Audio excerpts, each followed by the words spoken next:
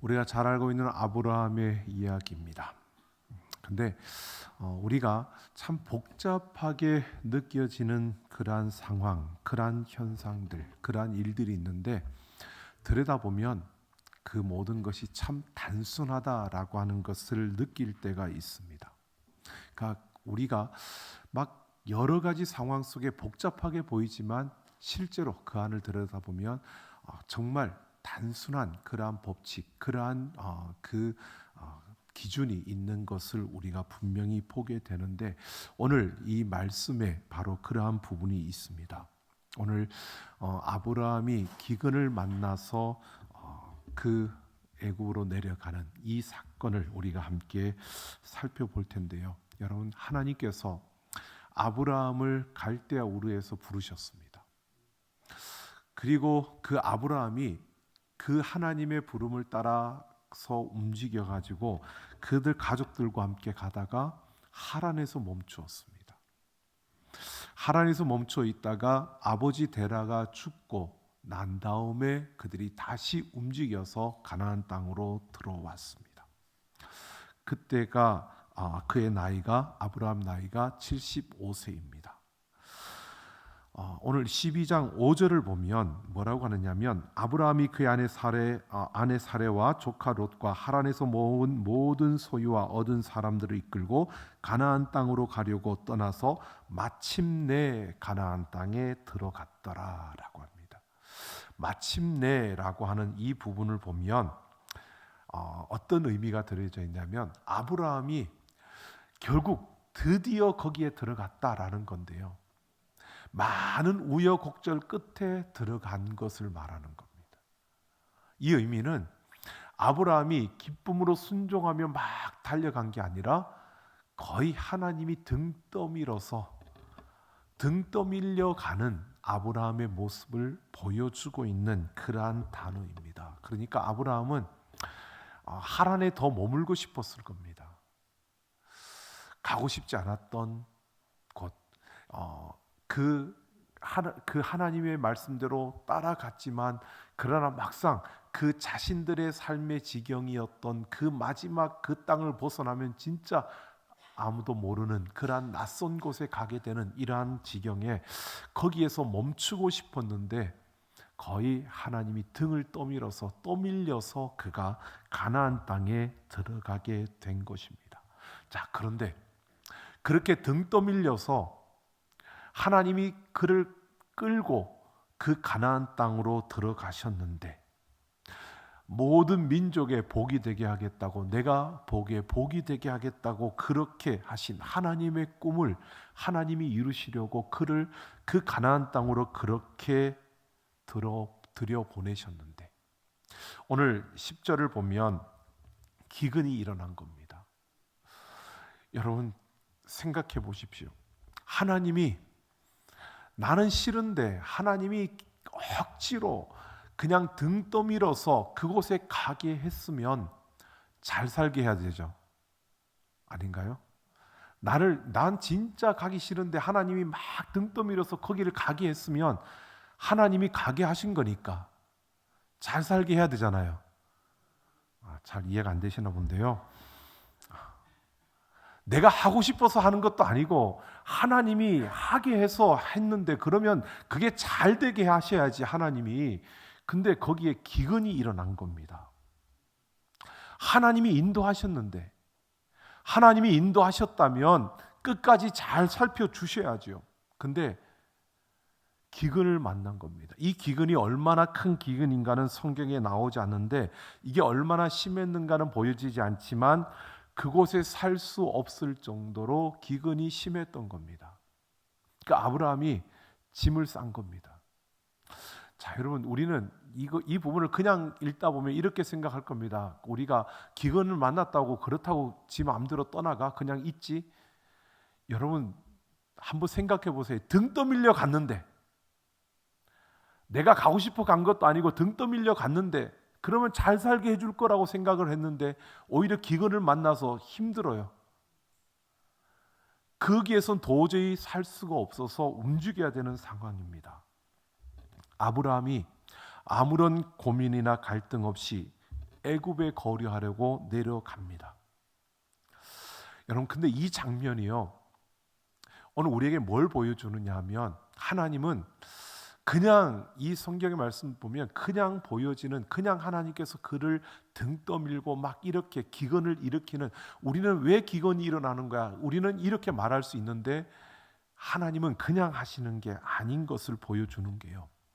이 장면은 나중에 야곱이 그 가족들을 이끌고 요셉이 총리로 있는 애굽으로 내려가는 그 장면을 그대로 지금 보여주고 있는 장면입니다. 여러분, 그때도 7년 기근으로 흉년이 들었을 때입니다. 여러분, 지금 이 장면이, 아브라함이 애굽으로 내려가는 이 장면이 나중에 야곱이 그 요셉이 총리로 있는 애굽으로 내려가는 이 장면과 똑같은 장면으로 보여지고 있는 겁니다. 자, 그런데 11절을 보면 아브라함이 그 땅 사람들이 아내 사레의 아름다움을 보고 자기를 죽이고 아내를 살릴 것이라고 하면서 목숨을 보존하고자 아내를 누이라고 하자고 하는 겁니다. 아브라함이 참 잘난 사람입니다. 그죠? 아내가 너무 아름다워서, 아내가 아름다운 거는 장점인데, 그죠? 동의를 안 하시나 본데요. 아내가 아름다운 것은 장점입니다. 근데 그 장점 때문에 내가 불운해질까 봐, 그 장점 때문에 내가 손해 볼까 봐 그가 염려하고, 그 염려, 그 위험에서 벗어날 해결책을 내놓는 것이 아내를 누이라고 하자는, 속이자는 것이었습니다. 이게 그 아내에게 얼마나 큰 위험이 되고 그 아내에게 얼마나 큰 아픔이 되고 큰 위기가 되는지를 생각도 않고 당장 내 위험과 내게 닥친 이 불운만을 생각하는 게 지금 아브라함의 모습입니다. 그러니까 아내 사레가 어떤 위기와 어떤 위험에 빠지는 것은 관심이 없습니다. 그저 자기 목숨만을 소중하게 여기는 이기적인 아브라함의 모습이었습니다. 그러면서 14절을 보면 아브라함이 애굽에 이르렀을 때 애굽 사람들이 그 아내의 아름다움을 보고 칭찬합니다. 그리고 결국 바로 왕이 사레를 궁으로 이끌어들이고 아브라함에게 후대를 합니다. 얼마만큼 후대했느냐? 양과 소와 노비와 암수, 나귀와 낙타, 이 모든, 그러니까 종도 주고 가축도 주고. 아브라함이 지금 생각해 보세요. 하란에서 가나안 땅으로 갔을 때 기근이 들어서 그가 또 애굽으로 내려갈 때는 그렇게 부자가 아니었어요. 그냥 나그네였습니다. 어떻게 보면 행색이 그냥 조금 몰골이 조금 초초하고 좀 가난한 그런 행색을 한 그런 나그네였습니다. 그런데 여기 있어요. 지금 사례를 바로왕이 데려가면서 그 대가로 어마어마한 가축과 그 재산을 그에게 주는 겁니다. 이걸 받았어요. 아내를 팔아먹은 거죠. 아내를 팔아먹은 겁니다. 그런데 뜻밖에도요, 여러분 생각해 보세요. 지금 아브라함이 아내를 팔아먹은 겁니다. 여러분 동의 안 하시나요? 근데 이후로 이때 받은 이 재산이요, 아브라함이 그 다음부터 뭐가 나오냐면 13장부터요 아브라함이 어떤 사람으로 소개되냐면 부유한 자로 소개가 됩니다. 부자예요. 어떻게 부자가 됐어요? 아내를 팔아서. 그런데 여러분 성경이 그 다음부터 아브라함이 잘못된 것을 이야기한 게 아니라 어떻게 아내를 팔아서 부자가 될 수 있어. 오전에 말씀드렸잖아요. 품삯을 취해서 부자가 된 거는 그건 좋은 게 아닌데, 근데 이거 아내를 팔아서 부자가 됐는데 그 다음부터 13장부터요 이 아브라함을 일으켰기를 부유한 자라고 계속 소개해요. 근데 그 부유한 자가 될 수 있었던, 그 부유한 자가 되는 그게 뭐냐 하면 이 아내를 이 아내를 주고 받은 이것들이 시드머니, 그 종잣돈이 되는 거예요. 이게 아브라함의 부의 근거예요. 기초예요. 그러니까 아브라함이 부자가 된 건 뭐 때문에요? 아내 팔아먹었어. 그런데 성경은 그걸 이상하죠? 아무렇지도 않게, 그렇다고 아내 팔면 안 됩니다. 아무렇지도 않게 지금 그걸 이야기를 하는 거예요. 이해하기가 너무 어려운 거예요. 왜? 근데 이거를 하나님께서 보십시오. 계속 가다 보면 진짜 하나님이 이 일로 인해서 재앙을 내립니다. 하나님이 재앙을 내리는데 누구한테 내리죠? 아브라함한테요? 성경 안 보셨죠? 성경을 모르시죠? 아브라함한테 재앙을 내리는 게 아니고요, 애굽 왕 바로에게 재앙을 내리는 거예요. 여러분, 벌 받아야 될 사람 누구죠?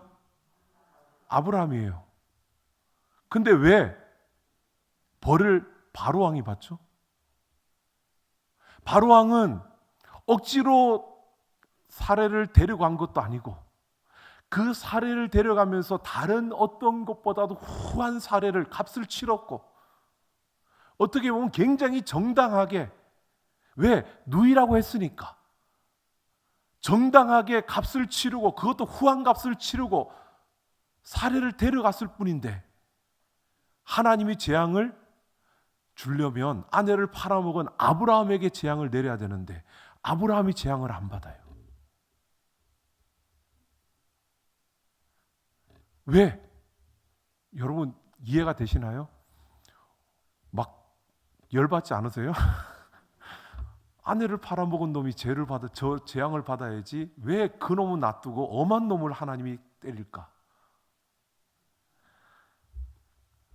여러분 정말 이 재앙을 받아야 할 아브라함은 큰 부자가 되었고요, 무슨 영문인지도 모르고 아브라함 때문에 그냥 휘말려 가지고 재산도 빼앗기고 그리고 재앙까지 받는 바로왕.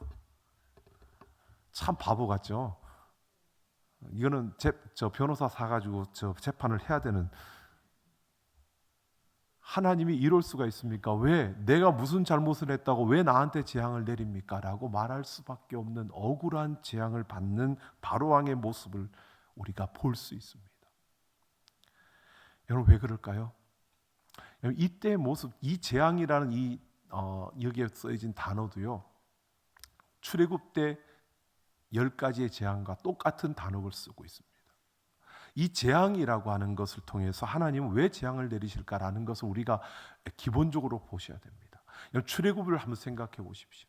10가지의 재앙을 통해서 하나님 뭘 나타내신 걸까요? 하나님이 하나님이시라는 걸 보여준 거예요.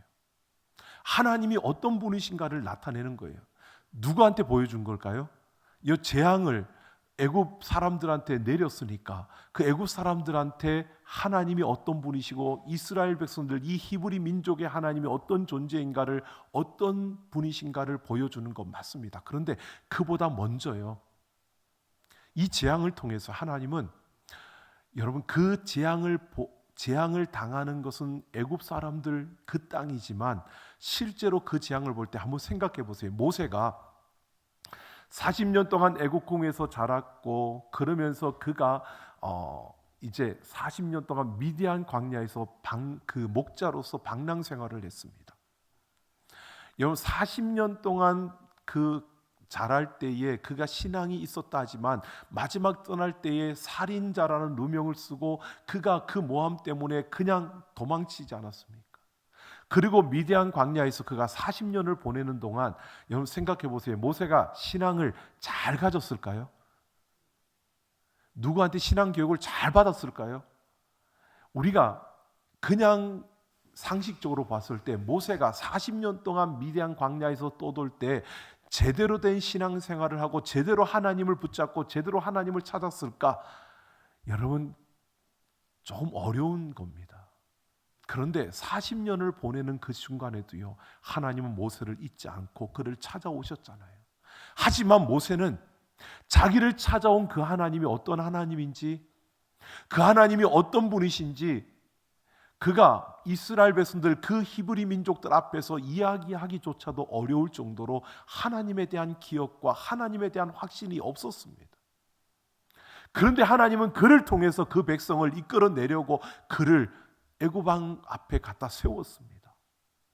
그리고 그가 재앙이 내려질 때마다, 여러분 모세의 말대로 재앙이 펼쳐질 때마다 누가 제일 놀랐을 것 같습니까?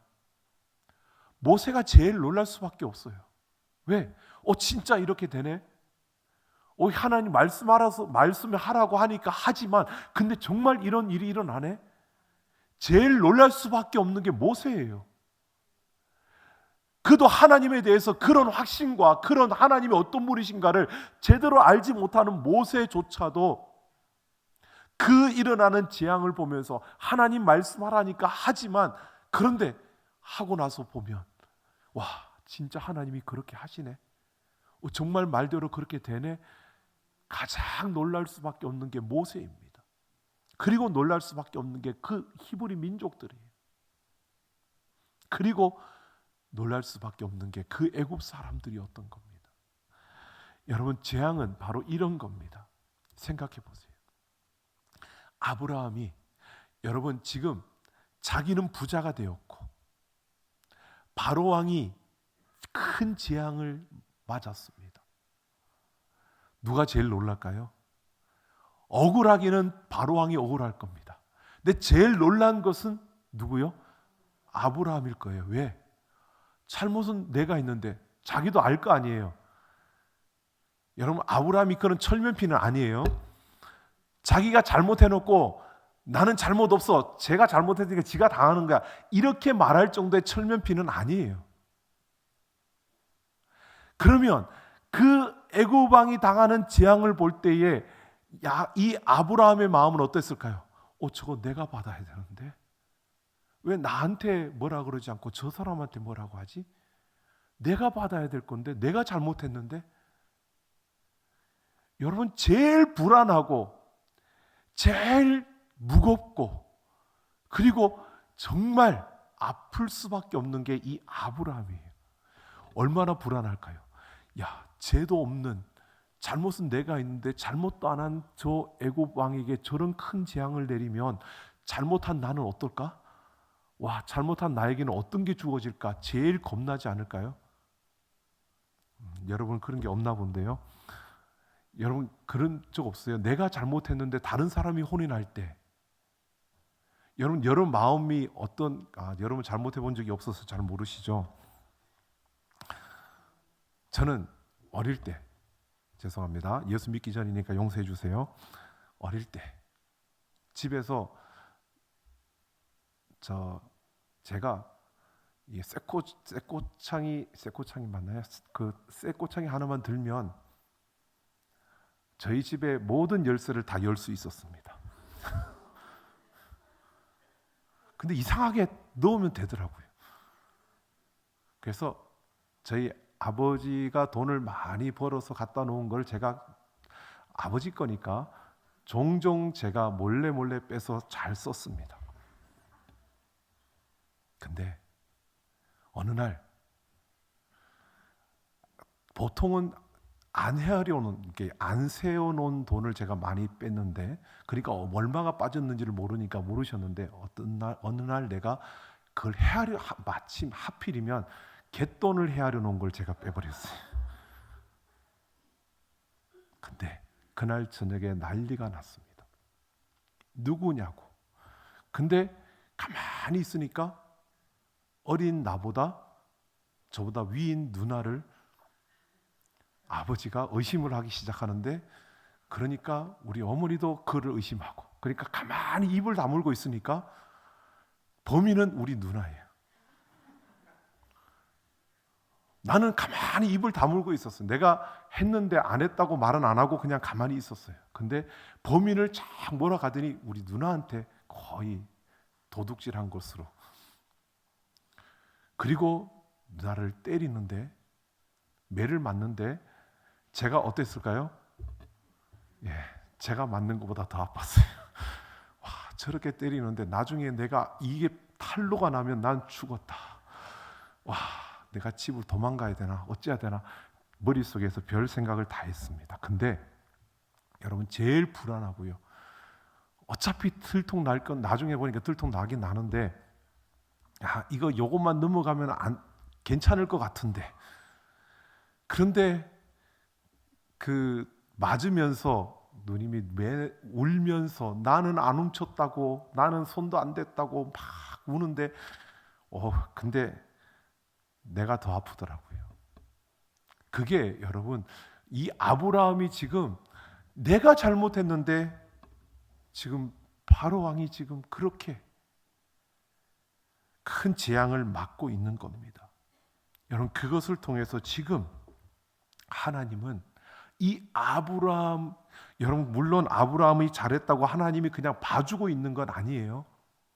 우리가 이걸 아셔야 됩니다. 아브라함이 이걸 통해서 내가 잘못했구나, 내가 이러면 안 되는 잘못된 짓을 한 거구나, 야 이거는 엄청난 큰 죄를 범했고 내가 이보다 더 큰 재앙을 받아야 된다는 것을 그는 분명히 거기에서 놀라고 그가 보았을 겁니다.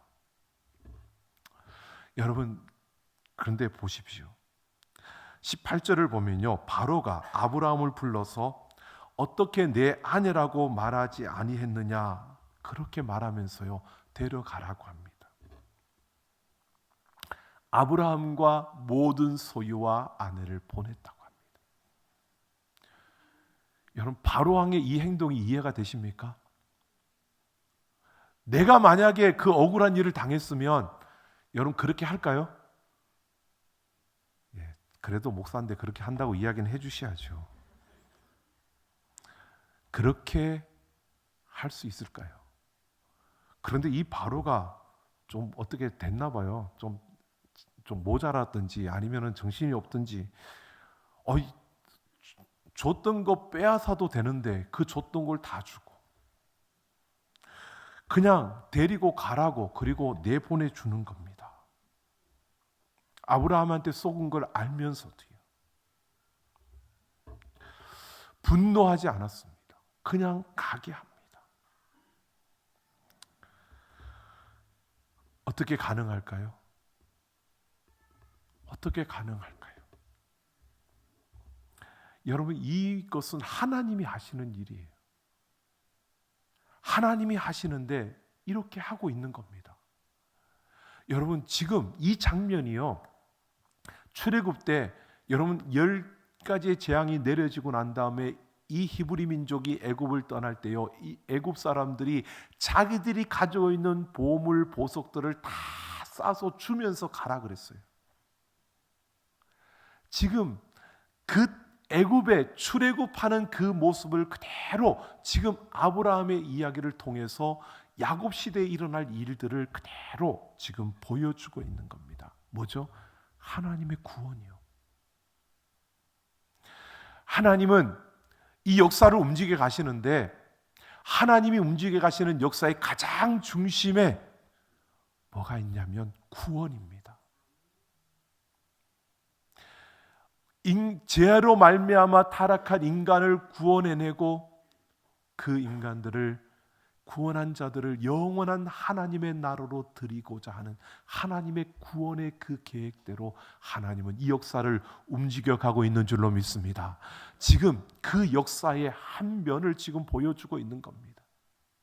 우리는 그냥 도덕적으로, 윤리적으로, 그리고 감정적으로, 기분적으로 그냥 그렇게 해서 이 이야기를 보면 이 아브라함, 이 나쁜 놈, 이 바로왕 참 모자란 놈, 지 것도 못 찾아 먹는 놈, 우리는 그렇게 여길 수 있는데요, 하나님은 지금 그런 모든 것을 통해서 아브라함이 잘했다고 이야기하는 게 아닙니다. 하나님의 구원의 역사를 이루어 가기 위해서 지금 하나님은 이렇게 그 역사를 움직여가고 있다는 겁니다. 여러분 보십시오. 하나님께서요, 이 구원의 역사를 이루시는데 이 이야기에서 보시면 앞으로도 그렇지만 하나님은 어디에게? 사라에게 굉장히 초점을 맞추고 있는 것을 보여줍니다. 왜요? 이 사라를 통해서 약속의 자손이 나오고 그 약속의 자손을 통해서 예수 그리스도가 오셔야 되기 때문에, 이게 하나님의 그림인데 아브라함이 그 아내를 팔아먹은 거예요. 그러니까 하나님이 어떻게 해요? 개입하셔야죠. 여러분 후에 가보세요. 그 아들 이삭이 그 아내를 또 누이라고 속여요.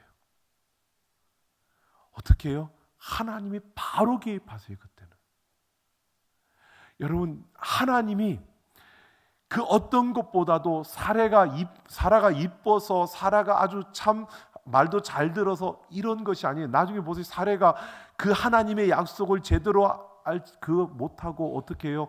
그냥 자기의 몸종을 아브라함에게 넣어서 이스마엘이라는 아들을 낳잖아요. 하나님은 다른 것에 관심이 없어요. 여러분 이스마엘이라는 것 또한 아브라함의 아들인데 여러분 한 종족을 이루는 자가 되는 건데 근데 하나님은 거기에 관심을 안 두세요. 왜? 하나님은 구원의 역사를 이루기 위해서 아브라함에게서 이삭에서 야곱을 통해서 이렇게 내려가는 그 하나님의 구원의 그 길을 열어가는 하나님의 손길을 우리에게 보여주고 있는 겁니다. 아브라함이 순종했느냐 불순종했느냐 여러분 우리는 중요하게 여기는데 하나님은 그것보다 더 중요하게 구원의 역사를 더 중요하게 여기고 그 구원의 관점과 그 역사를 위해서 지금 이 모든 것을 움직여가고 있는 하나님의 손길을 보여주고 있는 겁니다. 왜요? 하나님은 신실하신 분이시기 때문입니다. 하나님은 신실하신 분이시기 때문에 그 약속하신 대로 모든 것을 이루시는 그러한 하나님이시기 때문에 하나님이 그냥 내버려 둘 수가 없는 겁니다. 그리고 그 신실함이 깨뜨려지지 않기 위해서 하나님은 이렇게 행하고 계시는 겁니다. 어쩌면 참 복잡하게 이런 말도 안 되는 일들이 일어나는데 여러분 우리는 이렇게 볼 수가 있죠. 이렇게 딱 되면 또 잘못 생각하면 야, 참 운 좋았다. 여러분 결코 운 좋았다라고 해결될 일이 아니고요. 분명히 하나님이 다루실 겁니다. 아브라함의 이 불순종의 모습, 아브라함이 자기 아내를 팔았던 그 모습, 언젠가 하나님께서 그것을 통해서 그 아픔을, 그 결과를 분명히 그 인생의 맛을 보여줄 겁니다. 그런데 중요한 것은 지금 하나님은 그보다 더 중요하게 구원의 역사를 이루어가는 예수 그리스도가 그 후손에게서 나오셔야 되고 그리고 그 예수 그리스도를 통해서 구원을 이루고 우리가 영원한 그 하나님 나라에 이르도록 그 길을 이끌어 가셔야 하기 때문에 그 신실하심 때문에 그 약속대로 이루실 그 하나님의 손길로 하나님께서 이 모든 것들을 이렇게 이루고 있다는 사실을 보여주고 있는 겁니다. 여러분 이런 사실을 말해주는 겁니다. 여러분 오늘 이 이야기는 우리가 이렇게 보셔야 됩니다. 우리가 못나고 우리가 부족하고 우리가 좀 제멋대로 굴고 우리가 어쩌면 거꾸러지고 좌절하고 우리가 손 놓는 그러한 실수를 저지르는 그때에도요. 하나님은 그 신실하심으로 하나님의 약속을 이루신다는 사실입니다. 아브라함을 붙드시고 아브라함을 이끌어 가시며 그 아브라함에게 약속하신 대로 그 가나안 땅에서 부요한 자가 되게 만드시고 그를 통해서 약속의 자손들이 나오게 하시는 그 하나님의 손길 오늘 우리와 함께 하시는 줄로 믿습니다. 여러분 우리가 걸어가는 걸음 속에요. 때로는 비바람이 몰아치고 폭풍우가 몰아친다 할지라도요. 우리의 연약함 때문에 우리의 바보 같은 모습 때문에 우리의 잘못된 그러한 선택과 우리의 그 모자란 모습 때문에 여러분 하나님의 언약이 흔들리지 않도록 하나님은 그 언약을 지키시기 위해서 우리의 삶에 개입하시고 하나님이 그 역사를 이루어 가신다는 겁니다. 하나님은 그 어떤 것보다도요 구원을 위해서 하나님이 열심을 내시고 그 신실하심을 보여주시기 위해서 하나님은 그 열정을 다하는 그 성실하심으로 행하시는 하나님이시라는 사실입니다. 여러분 아브라함이 이런 모든 시간들을 거쳐서 여러분 그가 믿음의 조상이 될 수 있었던 겁니다.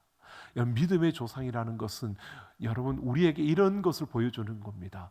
믿음으로 살아가는 삶이 어떤 것인가를 우리에게 보여주는데, 아브라함이 완벽해서 믿음의 조상이라고 말하는 게 아닙니다. 완벽하지 않은 우리와 똑같은 그런 모습, 그럼에도 불구하고 하나님이 그를 믿음의 그 자리로 이끄셨던 그 하나님의 손길을 보면서 우리가 그를 믿음의 조상이라고 말하는 겁니다. 여러분, 우리가 그렇게 걸어가야 할 길을 아브라함이 앞서 걸었기 때문에 우리의 믿음의 조상이라고 말하고 있는 겁니다. 여러분, 우리가 하나님을 신뢰하며 신실하신 하나님을 온전히 붙들고 그 하나님 앞에서 좀 때로는 부족하더라도, 때로는 우리가 정말 모자란 모습으로 서 있는 그러한 우리의 모습을 보더라도요, 신실하신 그 하나님은 나를 놓지 않으시고 나를 붙드시고 영원한 나라로 이끌어 가실 줄로 믿습니다. 그 하나님을 꽉 붙들고 우리는 달려가야 합니다. 여러분, 토요일 날 오후에 보면, 저녁 때 보면 불후의 명곡 혹시 보시나요? 안 보시나요? 다들 거룩하셔서 TV를 안 보시나 본데, 불후의 명곡 맞죠? 불후의 명곡, 그 노래하는. 근데 거기에 이제 가끔씩 제가 이렇게 보다 보면 그런 것들 나오더라고요. 불후의 명곡. 그래서 제가 왜 여기에 나오는 사람들 다 불후의 명곡이라고 할까?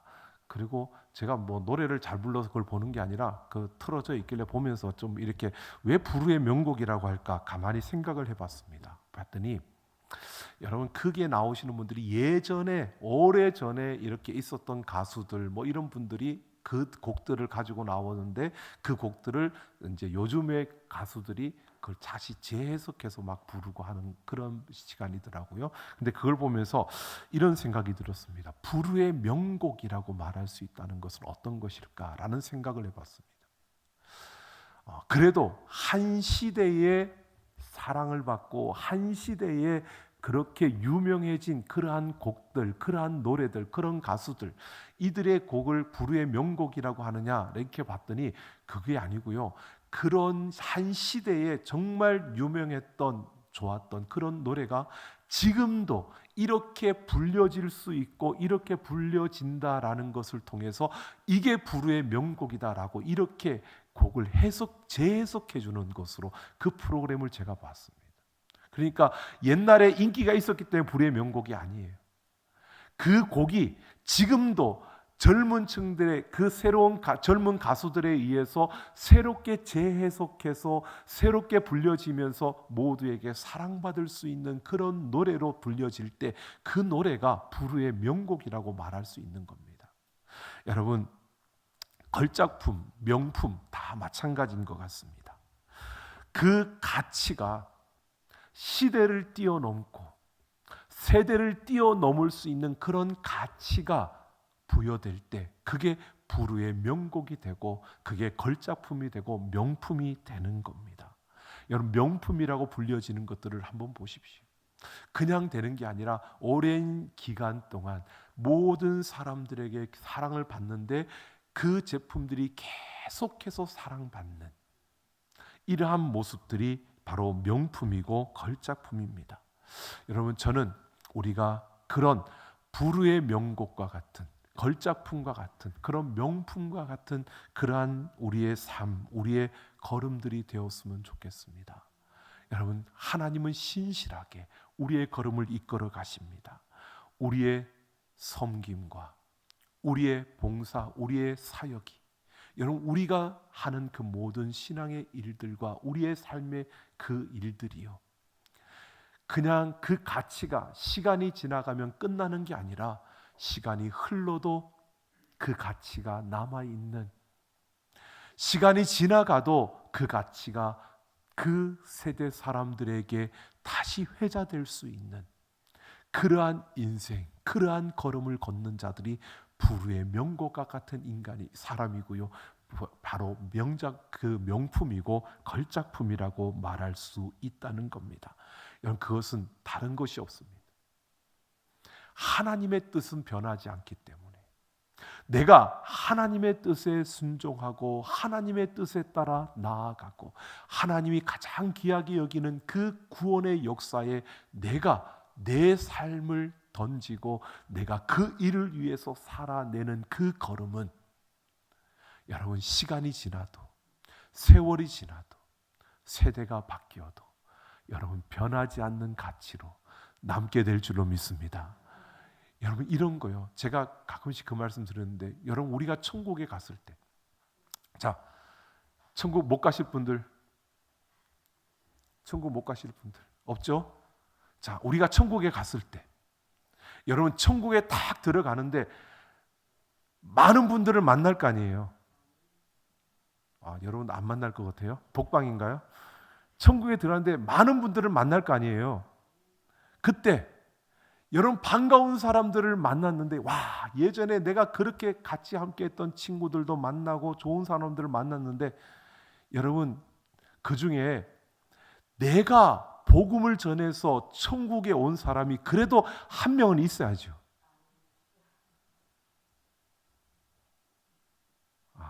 모르시나요? 무슨 말인지. 여러분 그렇게 많은 이들이 천국에서 나와 함께 우리 천국에 왔다 그러고 좋아하고 즐거워하는데 그 수많은 천국 백성들 가운데 내가 복음을 전해서 살려낸 사람이 한 명도 없으면 될까요? 부끄럽지 않을까요? 그래도 내가 복음을 전하는 사람 한 명은 있어야죠. 내가 복음을 전하는 사람이 많아졌으면 좋겠습니다. 여러분 그게 여러분 바로 부르의 명곡이 될 수 있는 게 아닐까요? 오늘 우리가 이런 삶을 살아갈 수 있으면 좋겠습니다. 정말 하나님이 기뻐하시는 걸작품. 하나님은 어디에 관심을 두고 있다고요? 구원이요. 여러분 우리의 모든 걸음 속에서 우리가 정말 변하지 않는 그 생명의 말씀으로 그 뜻을 따라 살아내는 그 한 걸음 한 걸음이 여러분 모르잖아요. 나는 하나도 구원하지 못한 것 같아서 천국에 딱 들어갔는데 여러분의 손을 잡고 그때 당신이 보여준 그 모습 때문에 내가 예수를 알게 되었다고 그때 당신이 나에게 베풀어준 그 작은 친절 하나가 내가 예수를 알게 만들어준 그 계기가 되었다고 당신 때문에 내가 이 천국에 왔다고 여러분 이런 고백 듣고 싶지 않으십니까? 나는 이런 만남을 천국에서 만나고 싶어요. 여러분 이런 만남이 우리에게 있기를 소망합니다. 여러분 우리가 하루하루 살면서요 별것 아닌 것 같은데 내가 배려하고 베풀고 또 생각해주고 또 기도해주고 함께 울어주고 함께 기뻐해주는 이 모습들 속에서 여러분 예수 그리스도가 보여지고요 예수의 향기가 드러나고요 그 모습을 통해서 예수를 아는 이들이 더 많아질 수 있는 그런 이 한 주간 우리의 삶이 되기를 예수님의 이름으로 축원합니다.